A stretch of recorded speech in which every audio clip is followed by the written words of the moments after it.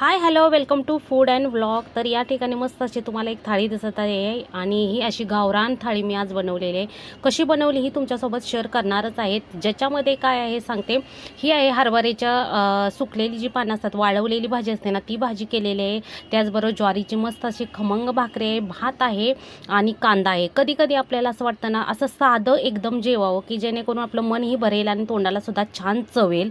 तर अशाच प्रकारची मी थाळी तुमच्यासोबत आज शेअर करते, जी की साधी सोपी, खूप काही जास्त त्याच्यात तामझाम पण नाही आणि चवीला तर भन्नाटच लागते। तर सुरुवात तर मी केलेली आहे भाकरी करण्यापासून, कारण भाजी झाली की पटकन आपल्याला जेवाय बसायचं आहे। त्यामुळे म्हटलं अगोदर भाकरी करून घ्या। एका साईडला मी भात सुद्धा लावलेला आहे कुकरला।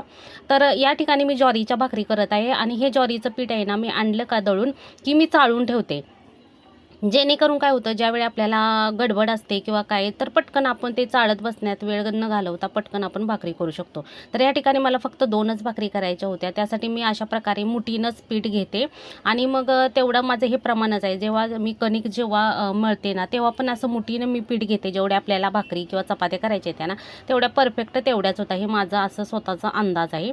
तर एक 2 मुठी आणि थोडंसं वर मी पीठ घेतलं आणि नंतर या ठिकाणी मी आता थंडच पाणी वापरत आहे पीठ मळण्यासाठी। जर पीठ खूप जुनं असेल तुमचं, तर तेव्हा मात्र तुम्ही गरम पाणी वापरलं तर भाकरी छान मऊ होतात। तर माझं हे फ्रेशच पीठ होतं, त्यामुळे मी थंड पाण्याचाच वापर करून छान पीठ मळून घेते। भाकरी करत असताना भाकरी कशी होते हे तुम्ही पीठ मळण्यावर राहतं।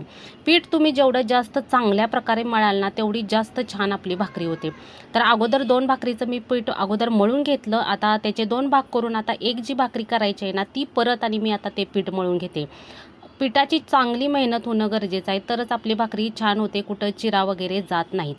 तवा पण छान तापणं गरजेचंच आहे। तर सुरुवातीला छान तापून घेतला। आता म्हटलं थोडासा मी कमी केला गॅस, की जेणेकरून जास्त पण तवा तापला तरी तुमची भाकरी खालून आहे ना, लालसर उठते किंवा करपते। तर परत एका भाकरीचं पीठ घेऊन मी बघा असं छान पीठ मळून घेते। छान मऊसर असं पीठ मळलं गेलं पाहिजे, तरच आपली भाकरी छान थापता येते, कुठेही चिरा वगैरे जात नाहीत। कारण भाकरीचं मेन जे आहे ना, ती तुम्ही पीठ कसं मळतात त्याच्यावरच आपल्या भाकरी येतात। आणि तुम्ही पीठसुद्धा कसं दळून आणलं, बारीक दळलं असेल, जास्त बारीक दळलं तरीसुद्धा आपली भाकरी आहे ना चिकटते, आणि मोठं दळलं असेल तरीसुद्धा आपली भाकरी आहे ना चिरडते किंवा कडक अशा भाकरी होतात। तर छान असं पीठ माझं दळलेलं सुद्धा आणि मी मळूनसुद्धा छान घेतले ना। अशी बघा आमच्याकडे अशा मोठ्या अशी तवा भरून भाकरी बनवल्या जातात आणि तशीच मी बनवलेली आहे, आणि पातळसुद्धा आहे। असं लट वगैरे भाकरी बिलकुल बनवत नाही मी। आता तव्यावर टाकल्यानंतर आता पाणी लावून घ्यायचं। पाणी लावताना थोडंसं आपल्याला काळजीच घ्यायला लागते, पण आपल्याला अनुभवातनं ते आलेलं असतं। त्यामुळे जर नवशिक्या मुली असतील तर थोडं पाणी लावत असताना आपल्याला थोडीशी काळजी घ्यायला लागते। तर भाकरी छान उलटून घेतली आणि आता एक भाकरी तव्यात आहे, तोवर दुसरी भाकरी आपली तयार असावी असं म्हणतात। पण स्पीडचा प्रश्न आहे, एका स्पीड नसतं, तर त्यांनी काय अगोदर एक भाजून नंतर केली तरी चालेल। तर एक भाकरी माझी भाजते, तोपर्यंत माझी दुसरी भाकरीसुद्धा मी थापून घेते आणि जिथे जिथे भाजलेली मला वाटली नाही तिथं मी अशा प्रकारे फिरवून फिरवून भाकरी भाजून घेते, आणि त्यानंतर मी डायरेक्टली गॅसवरतीच भाकरी भाजते।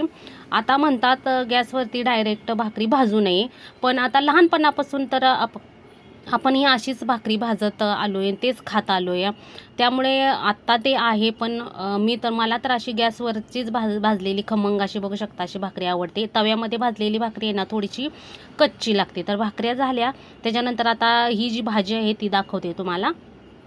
तर इथं आहे हरभऱ्याची पानं, जी भाजी असते ना ती वाळवले उन्हात छान। त्याच्यामध्ये मी घालणार आहे शेंगदाणे, लसूण घेतलेला आहे, मिरची आहे आणि जिरा आहे, आणि इकडं आहे हे ज्वारीचं पीठ।